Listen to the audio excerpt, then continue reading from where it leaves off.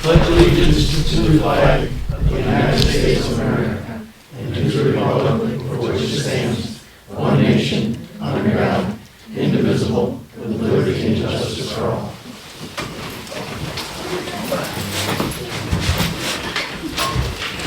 All right, first up, I need a motion to excuse Sean Malone. I'll make that motion. Second. Moved in second. All those in favor say yes. Yes. Opposed say no. Sean is excused. Next up is the approval of the agenda.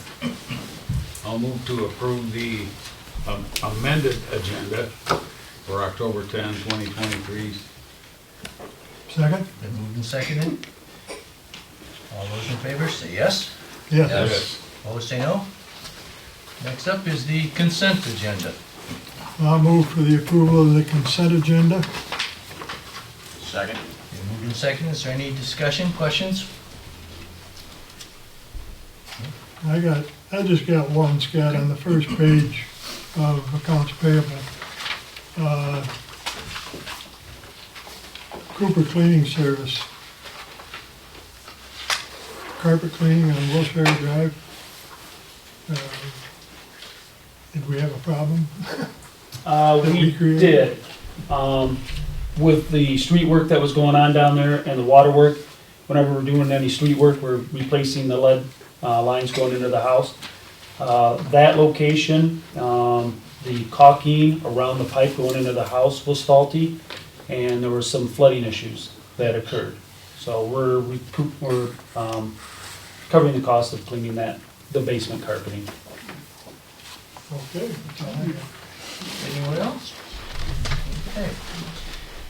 All those in favor of the consent agenda say yes. Yes. Opposed say no. No. Consent agenda is approved. Next up, messages from the mayor, city council, and city manager. Scott, please.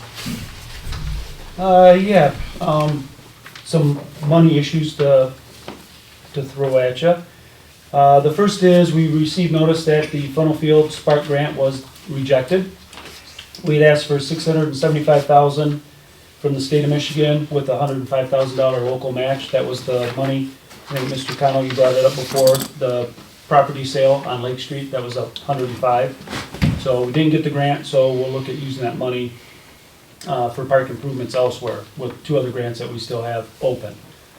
On the good side now, the Friends of the Playhouse, I don't know if I passed this on to council in an email, they were able to secure a $25,000 operational grant for the Playhouse for next summer.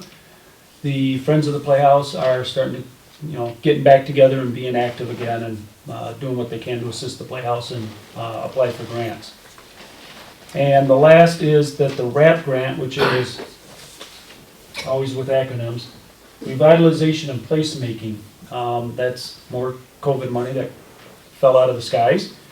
We joined with Greater Muskegon Economic Development and the Right Place out of Grand Rapids and submitted a combined grant application. It was $9.9 million. The state awarded $6.2 million.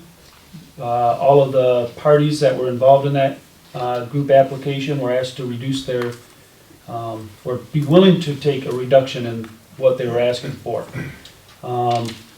And I actually, while they were asking everybody to take a 17% cut, we had applied for $275,000 for the West Colby Promenade, and we will receive $247,500. So we lost a big grant at Funnel Field, but a lot of those Parks and Rec grants are extremely competitive now. But we will be adding over about $270,000 to our coffers in the other two grants. So I guess we're batting .667, which is Hall of Fame. Pretty good. Did they say how close we were to the Spark grant, or no? They don't give any idea? I have not seen anything other than just the denial. A lot of times they will give a ranking. That's what they did with the Goodrich Park and the G Park. And I think I brought that back to council. They score you, then you're given about a week to try and improve the score, which we did, or at least we attempted to. We haven't heard back from those two as yet. And that's all I have, Your Honor. Okay, thank you. Jeff? Nothing tonight. Scott? I need to ask to possibly be excused from our next council meeting.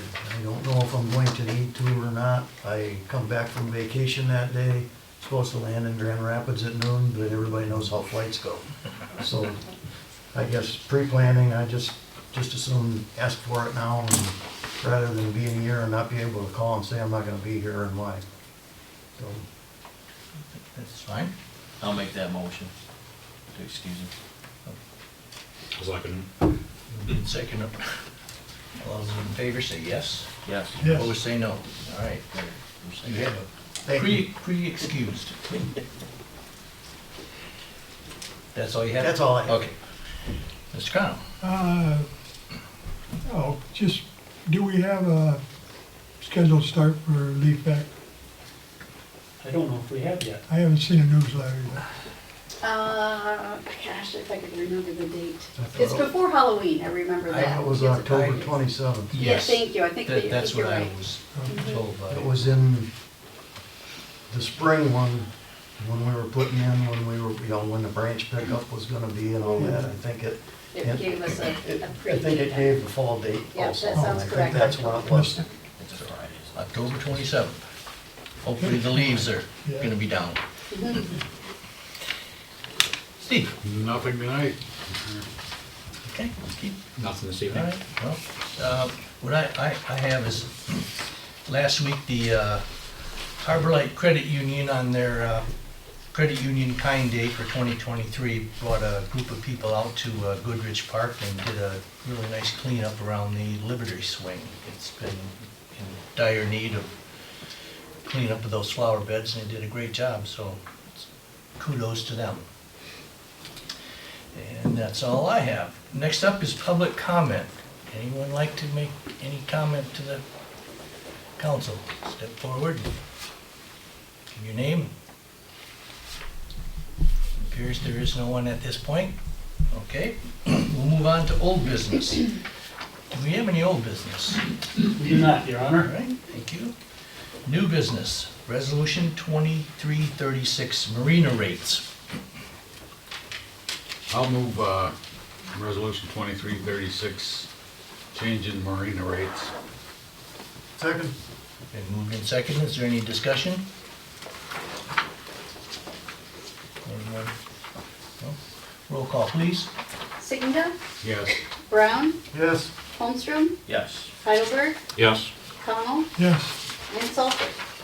Yes. Resolution 2336 is approved. Resolution 2337, lot split request. I'll move to accept resolution 2337, lot split. Second. That moved in second, is there any discussion? Questions? Yeah, I have a couple questions. Okay. Scott, looking at the zoning that's in the green spot up there on the map, is that part of the LDFA? Is that why? And unable to be used for housing? As an open space, yes. Okay, all right, because I figured that would be some really nice locations for houses. I mean, it's 200 foot, but I guess if we can't, we can't. All right, that answers my question, thank you, sir. Is it okay for industrial development? Or, for the people that bought it, they're in the industrial park, can they add on into that space, or do they just own it? We would have to go back and rezone it. Oh, okay, that's what I thought. Yep. Okay, thank you. Is there multiples that are looking at that, or are all of them looking at? All four of the adjacent property owners, 3 of the 4 have signed purchase agreements. The 4th has given a verbal commitment to purchase. Okay. Ready. All right, if there's no further discussion, roll call, please. Connell, Yes, Signa, Yes. Heidelberg, Yeah. Holmstrom, Yes. Brown, Yes. Salter. Yes. Resolution 2337 is approved. Resolution 2338, police administration vehicle. I'll move resolution 2338, brand new detective car to Ripon, no bid. I'll second it. It's been moved in. Did you second? Yeah, I second. did. Is there any I have one discussion? question. Mhm. Are we buying a 2023 or a 2024? 2024. Okay, up at the top it says 2023. Yeah, that's what we had bid out.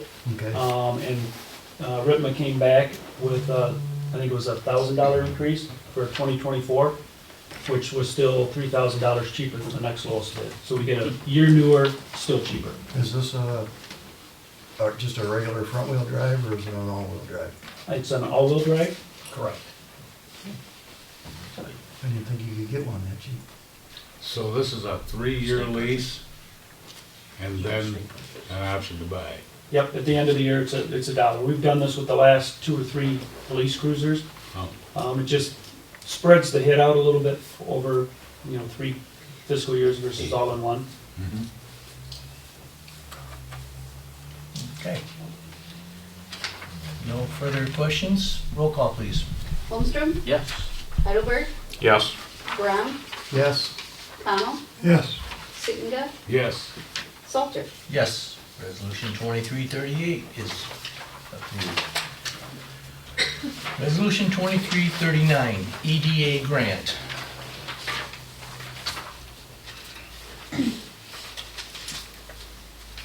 I'll make a motion, we approve the EDA grant.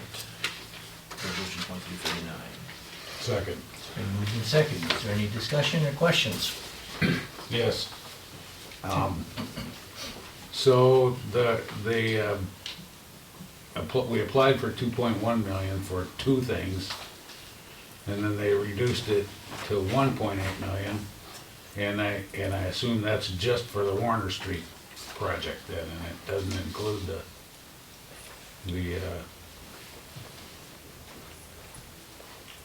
replace the Lake Street sewer lift station? No, it will. We had applied for 2.1 million and it was just denied 2 years ago, well, a year ago. And Tuesday morning, I got a call from GMed, Greater Muskegon Economic Development, and they indicated we have a 99.9% chance of getting an $800,000 grant. But what we have to do is add that, because Warner Street right now is about $1 million.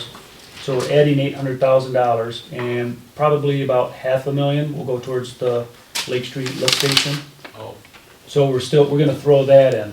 Before, we were gonna do Warner Street, the entire length of Warner Street and the lift station with the grant. We didn't get it, so we cut Warner Street down and dropped the Lake Street. So with this grant and this project at 1.8 million, it'll be Warner Street plus the lift station, and we might be able to go a little bit further north on Warner Street. well, that was my question too, when you had, confused. you said a scaled back. How far back are we scaling? Well, we're not scaling back on Warner Street at all. That prior project was gonna we initially applied for a grant to completely rebuild Warner Street and do the Lake Street lift station. When we didn't get that grant, we scaled back Warner Street. So with this grant, the Warner Street is gonna stay the same scope, and we're gonna add the Lake Street lift station, and if bids come in, we'll take Warner Street further north if we can. So where's Warner Street? Well, I mean, Warner was supposed to be from Colby to Benston, wasn't it? It is, initially it was, but we scaled that back, and I don't know where we stopped. But we weren't gonna be able to do the whole thing, but we were doing a majority of Warner Street.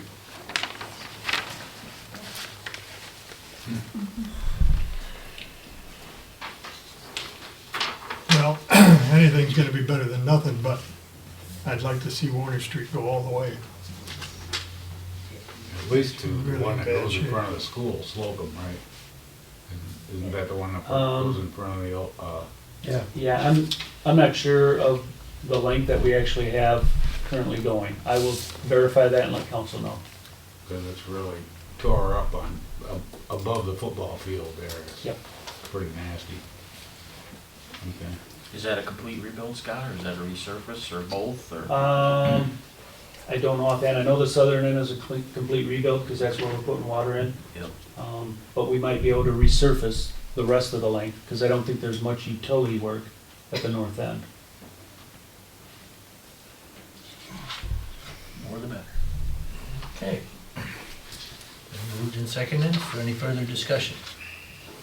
Roll call, please. Holmstrom, Yes. Sittenga, Yes. Heidelberg, Yes. Brown, Yes. Connell, Yes. Salter. Yes. Resolution 2339 is approved. Next is ordinance 2303, corner lot side yard setback.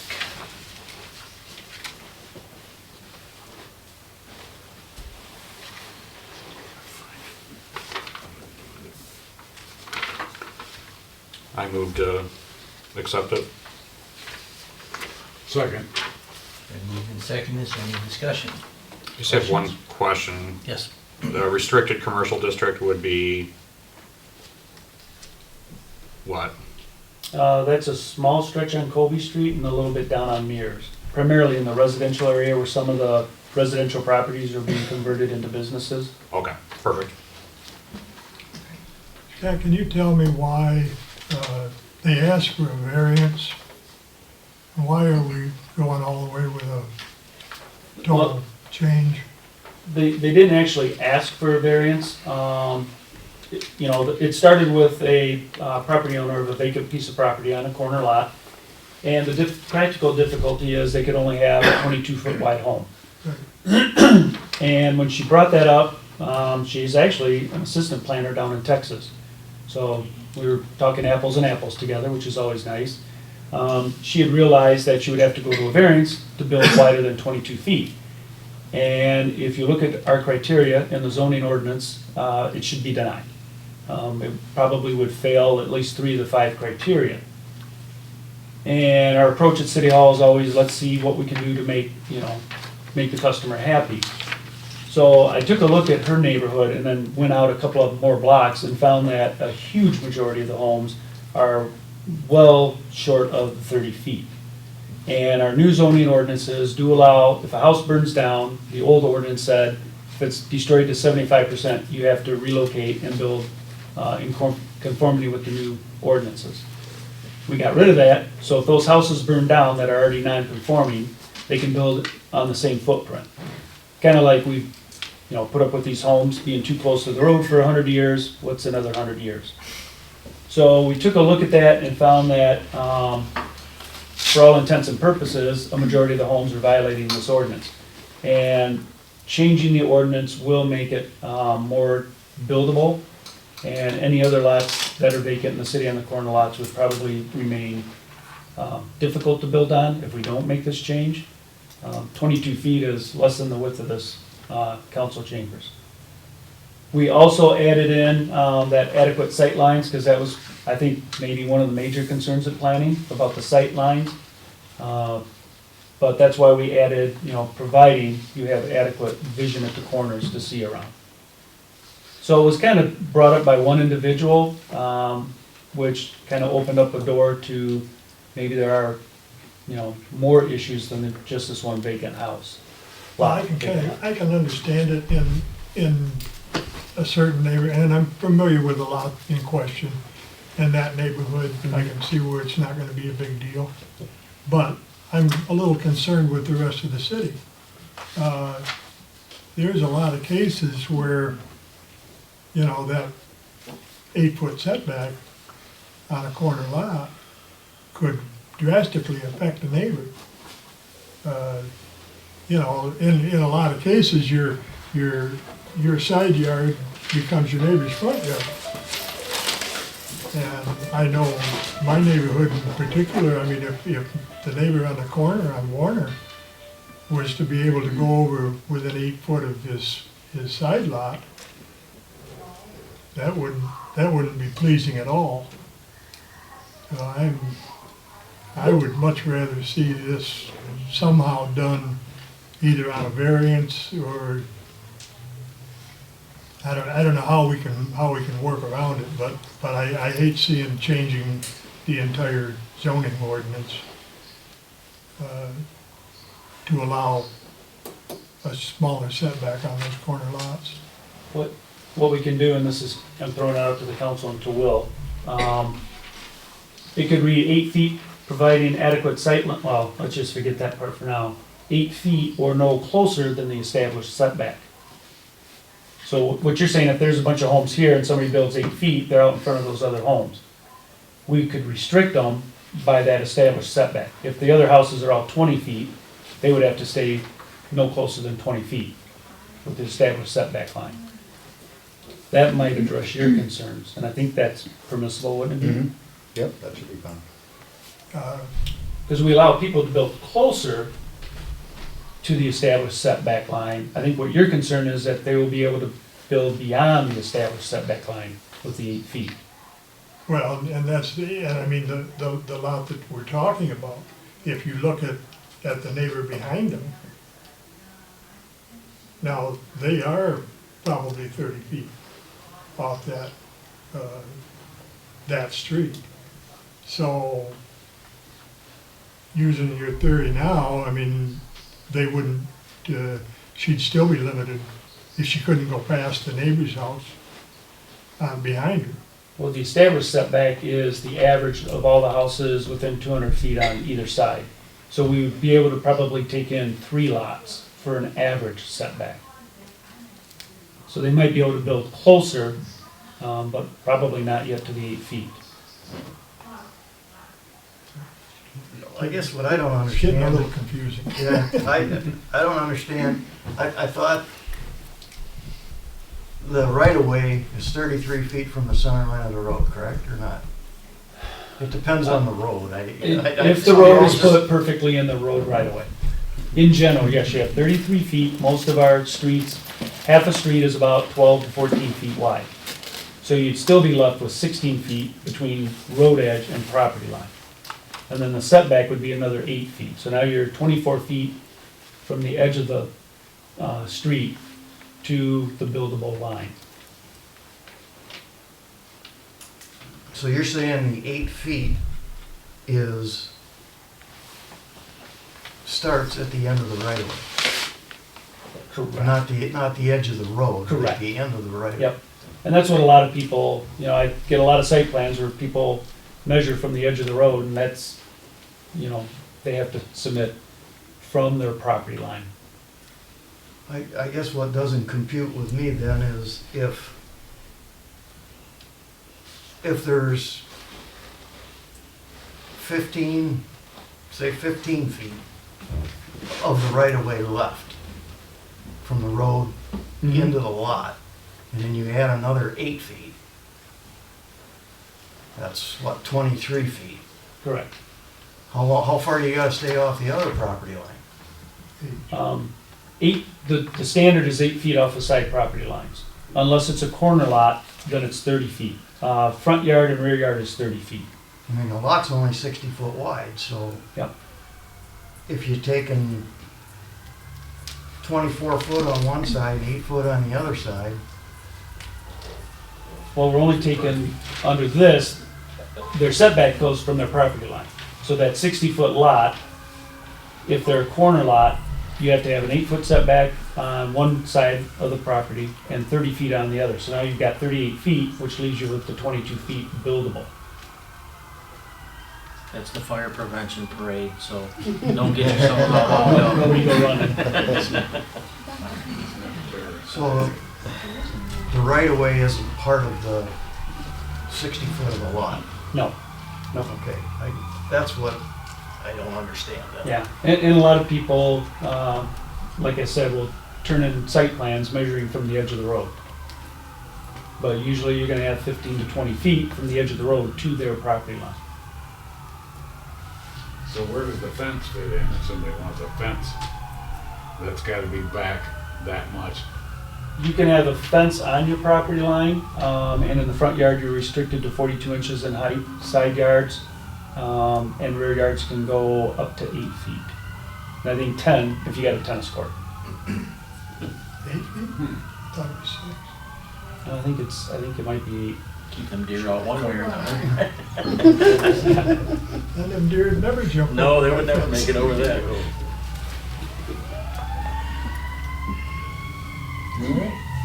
Well, I don't know, I am not real comfortable with this, the way it's written. I'd like to, normally I won't second guess planning commission, but I hate opening up a can of worms and having people trying to build too close on on those corner lots. I'd rather handle it somehow on an individual level. I If think that's that possible. becomes a little more problematic. But you can only really do that with variance.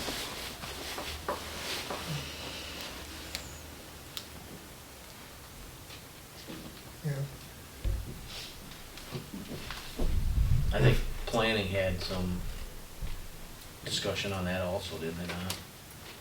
Yeah, there was a pretty lively discussion on all of the concerns, and I think from what I kind of gathered was the vision, the clear vision area was probably the key to this.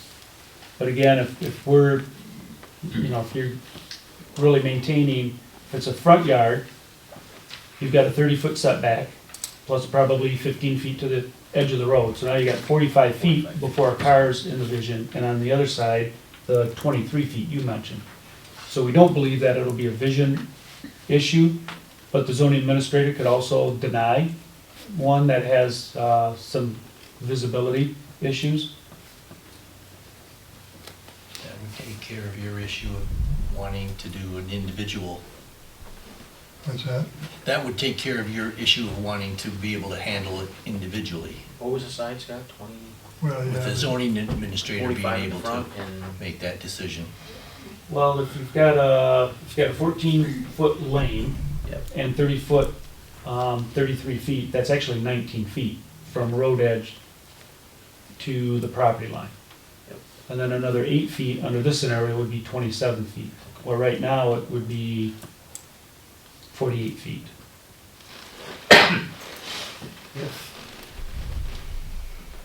If this doesn't pass, and can they get a variance?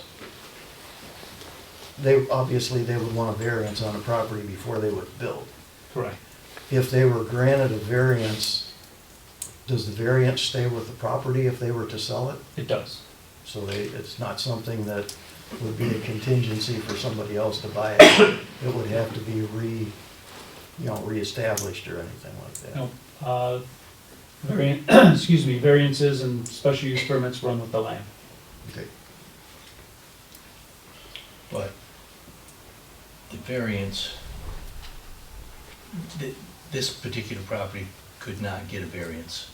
I sit on the planning and we looked at that, and there's 5 requirements that have to be met, and this property doesn't meet those, so that we could not legally give them a variance. So this was a way, as Scott said, trying to make it a please buildable lot. make it a buildable lot for them. And it has some sticky parts of it that the planning commission wasn't all that enthused about, but I think this is the best situation for a tough, yeah, I don't know what Tough to call. say. I just hate changing a complete ordinance or something like that. I'm just afraid we're opening up a can of worms if we do.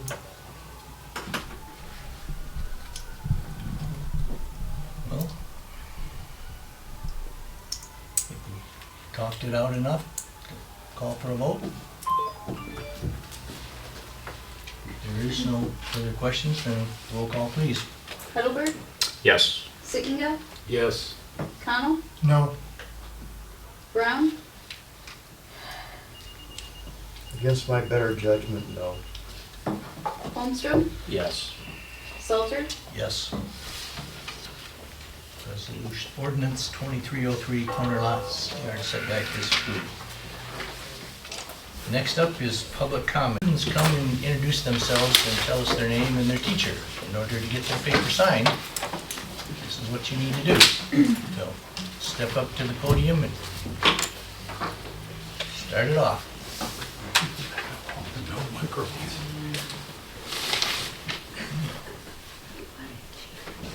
Somebody be the brave one.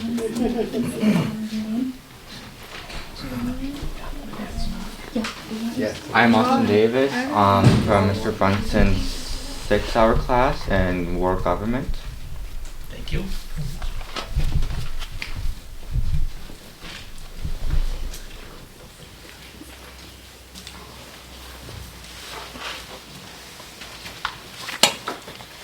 I'm Matt Leatherman. I'm from Mr. Brunson's 7th-hour government class. Thank you. I'm Jaden Onthought, and I'm here for government. Thank you.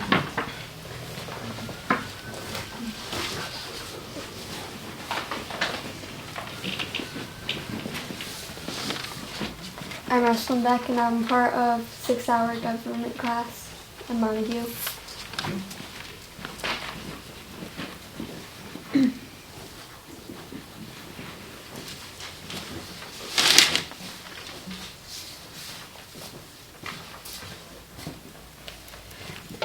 I'm Alexi Laporte from Mr. Brunson's 7th-hour government class at Montague, Michigan. Thank you.